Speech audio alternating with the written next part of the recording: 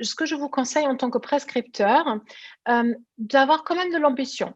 C'est-à-dire, parfois, on est tellement, catastrophé par les troubles qui sont décrits par les parents qu'on se dit: «On ne va jamais arriver à quoi que ce soit» et on peut parfois avoir tendance à se contenter avec des petits effets. On est déjà assez content et même parfois les parents sont vraiment, assez contents. Ils disent: «Ah mais ça va déjà beaucoup mieux». Mais je pense on peut être si déjà on traite, on voudrait avoir un vrai effet de traitement et c'est dans cet objectif que je vais vous vraiment formuler cette partie-là. Premièrement, on a des objectifs pour le sommeil. On veut vraiment que l'enfant s'endort dans les 30 minutes idéalement et que ça soit pas plus long.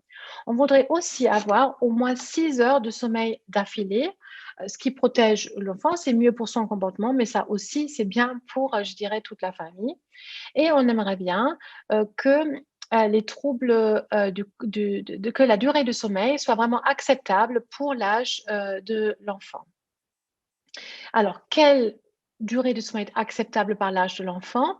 C'est la National Sleep Foundation américain qui a publié ces données en 2015. On les aime bien parce qu'elle définit vraiment par tranche d'âge envers une durée de sommeil idéale qui est déjà une fourchette, mais vous voyez aussi qu'en bleu foncé, autour de ça, on a encore une durée qui peut être acceptable s'il n'y a pas de répercussions négatives. Parce qu'il y a aussi chez l'enfant des courts dormeurs, des longs dormeurs, et parfois, les enfants dorment moins que d'autres, mais la journée, vont plutôt bien. Et d'autres dorment plus que d'autres, mais la journée, il n'y a pas de répercussions autres. Donc voilà, donc vous avez comme ça une grosse fourchette sur laquelle vous pouvez vous baser. Après, les comportements de l'enfant.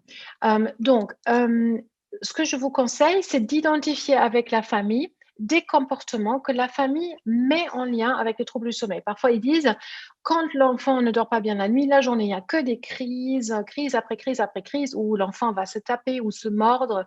Du coup, vous notez ça comme trouble du comportement potentiellement associé au trouble du sommeil et c'est ce comportement-là que vous allez réévaluer pour voir est-ce que une fois que le sommeil s'améliore, on a aussi une amélioration au niveau des comportements.